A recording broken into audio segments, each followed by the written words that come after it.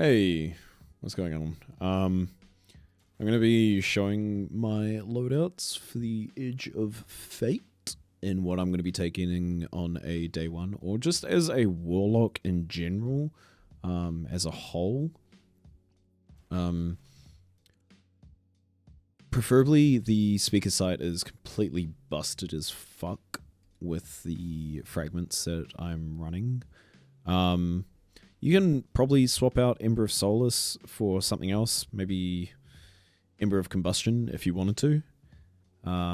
Maybe even Imperium, but honestly, like Imperium, it's not like as good as it used to be. Getting back so these are the general fragments I'll be running across all my solo loadouts. Same with Hellion and Touch of Flame. When you scorch targets, you get your class ability back. You get your nade back.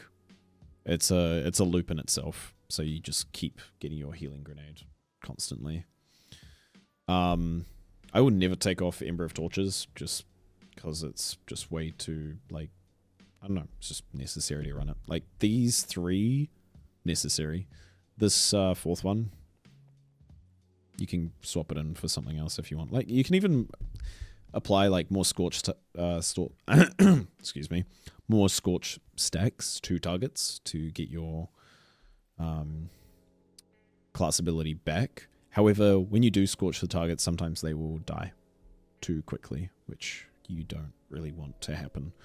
So I'd prefer to not run it, in my opinion. The reason why I'd say Ember of Combustion, and some people have recommended it. Oh, sorry, not Ember of Combustion. Oh, wait, no, yes. What is that one, right? Yeah, it is that one. When you're standing in a well and you have any solar weapon, any solar weapon will cause everything to explode. So it's kind of nice. Like, it's cool. I used to run it, but I just find the Ember of Solace is just better overall. What I've got here is anything in darker is a damage loadout, and anything with the same color is a loadout that will, whenever I swap between the three, they will all have the same, like, fragments. Same fragments. These are my two ammo economy ones. So, Divinity, if I'm running this. Because Cenotaph. Then this one will be my Aeon's loadout. Just for finishing. But any of these that go into the red ones will be the same fragments. So, place down a well, you name it. Speaker site for DPS. It's nice to just heal your teammates. In a day one scenario, I feel like 3 surges don't really do it. It's better to have at least 1 healing, just so it's more survivability. And your mods on your chest piece, like 1 of each, is nice. I tend to kind of run, it just depends on the activity that you're running. Concussive dampener is nice, but yeah, just always tend to run 1 of those, but especially for damage as well.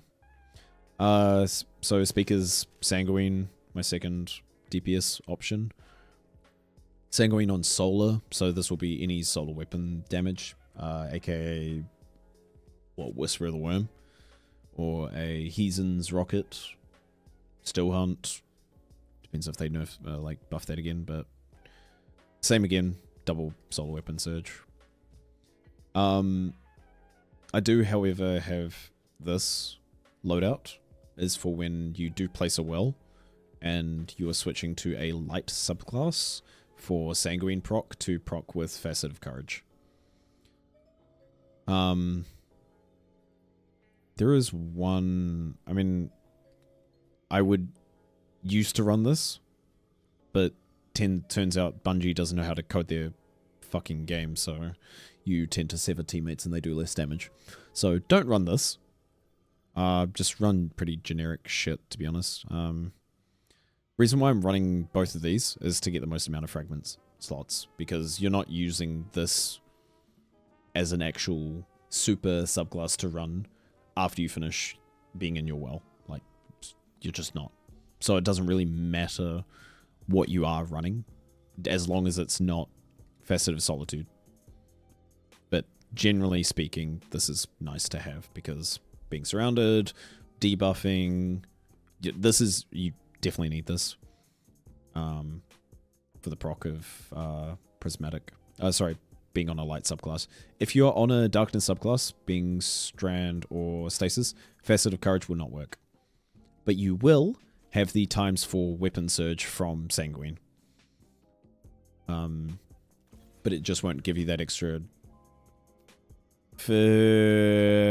is it 25 something % damage from Facet of Courage? Honestly, I forgot. But, yeah. The other 3 loadouts, like, I've left these ones open so that if there's like a sword, like, it would just be literally the exact same loadout solo. This is way too good not to run, like, as a general playstyle.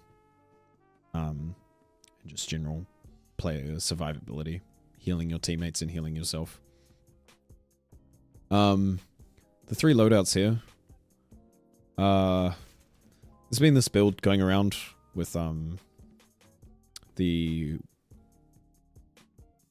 Warlock class item, the exotic one, with Spirit of Inmost Light and Spirit of Syntheseps, which is just the consecration version for Warlock. Instead of slide melee, it's the slide melee build.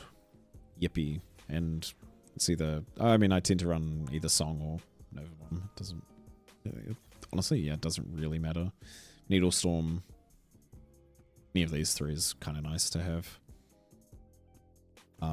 These are the fragments I'm running for this. It's like an overall ad clear build thing. It's just nice to have.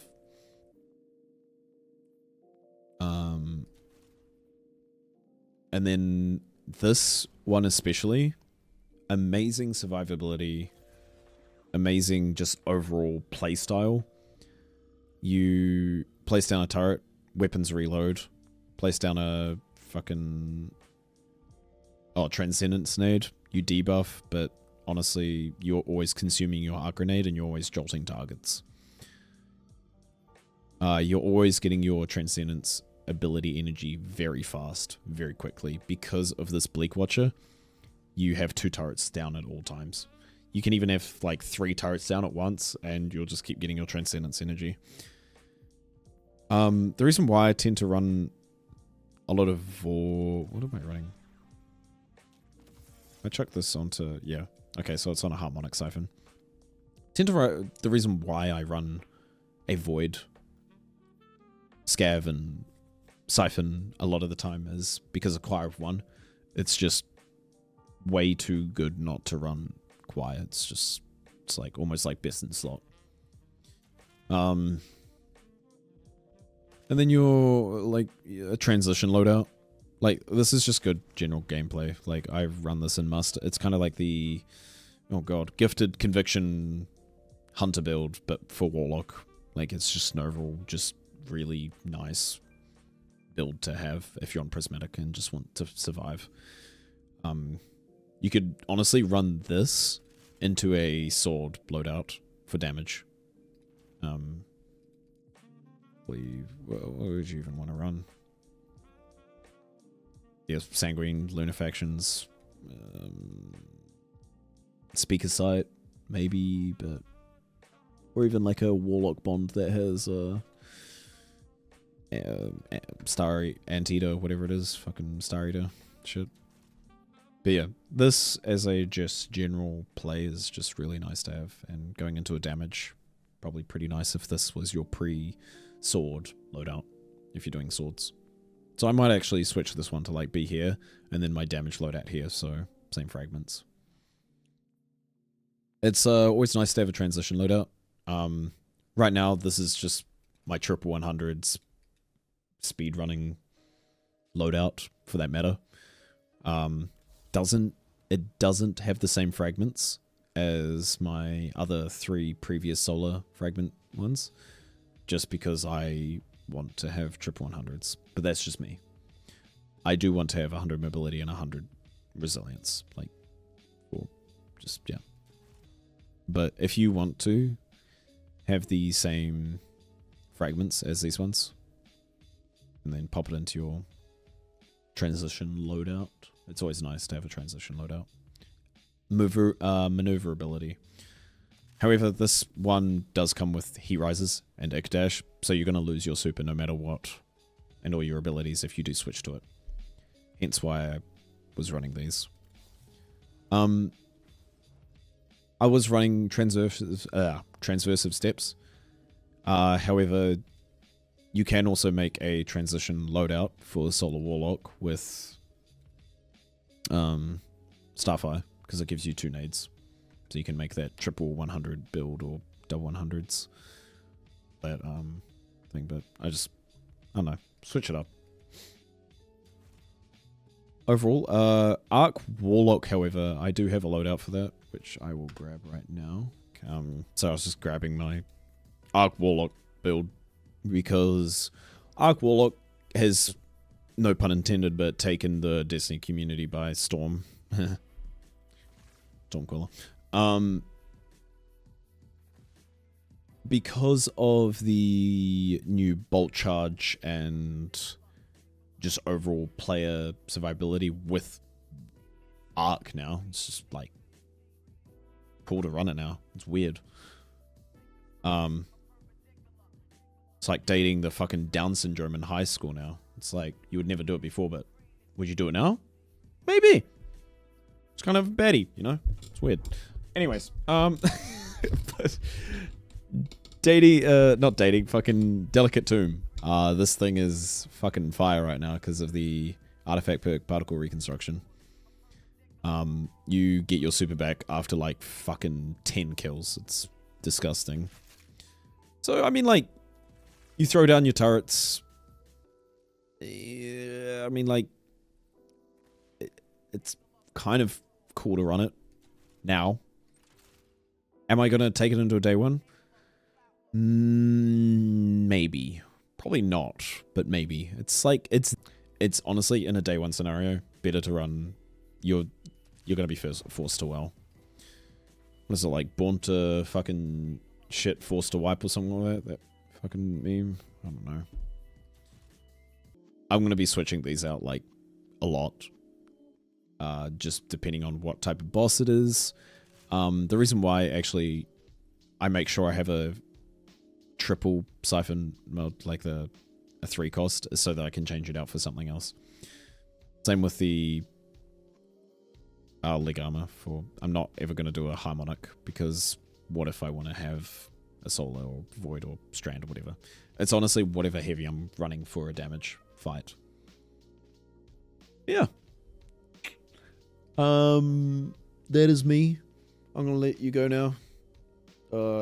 Chat, thank you very much for listening to my TED Talk. And hi, YouTube. Oh, yeah. Hi, YouTube! I stream on Twitch at /who's_divine. Bye!